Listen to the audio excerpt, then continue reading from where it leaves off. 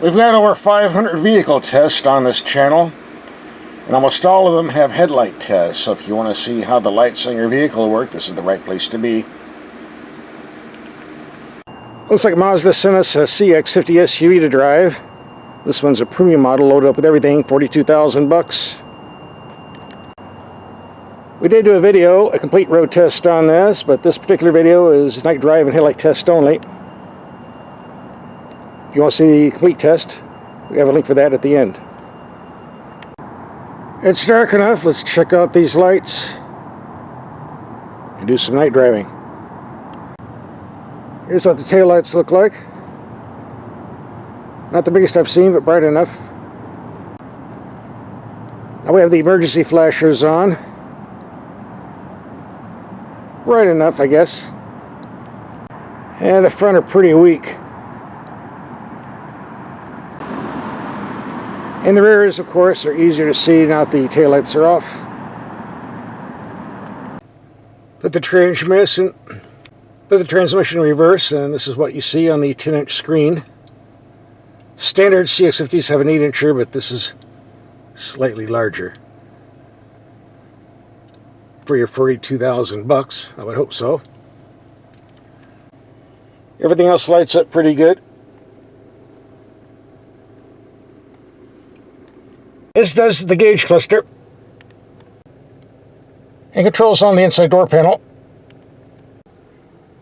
Here we have the headlights on low beam on a wall 33 yards away, 100 feet. Very bright, decent height over the bushes. Go to high beam, definitely strong in the center. And as I mentioned in my full test video, we have a heads-up display in the windshield. The problem is you can't turn it off permanently. You can turn it off temporarily by scrolling through the infotainment menu.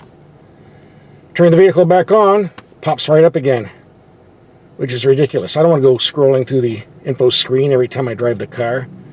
So the only way you can turn it off is to stick a rag down the hole, or a sock or something, which is what I do. Otherwise you can't turn it off, which I think is totally ridiculous. Some bad engineering there. So for long distance sliding, we have the low beams on. Go to high beam. Reaches out.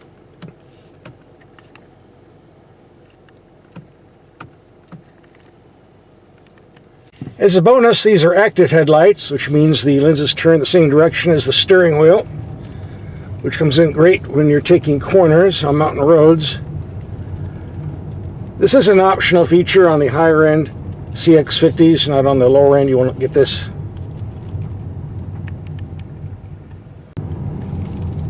And these lights are very expensive to replace if they're broken, so don't break them.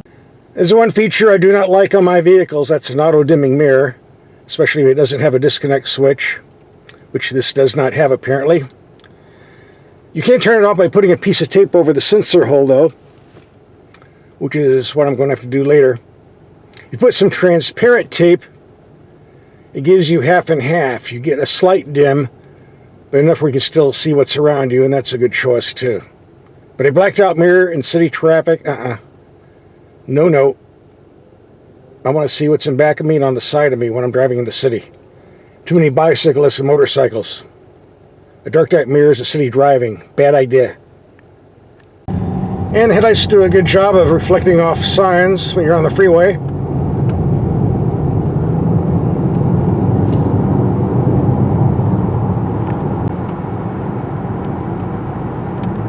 And there's certainly enough light for driving down dark, dingy streets.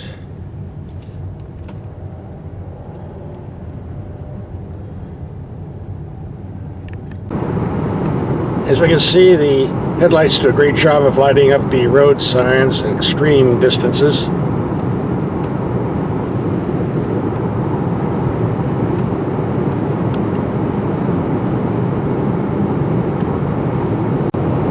If you take a lot of extended highway trips and you do it at night, you'll definitely appreciate these headlights. Very strong beam on low or high beam.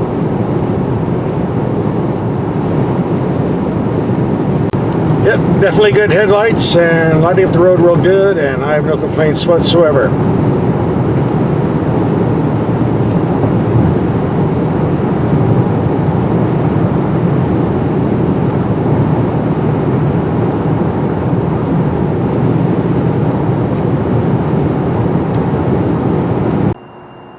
That concludes our night drive. You want to see the complete road test?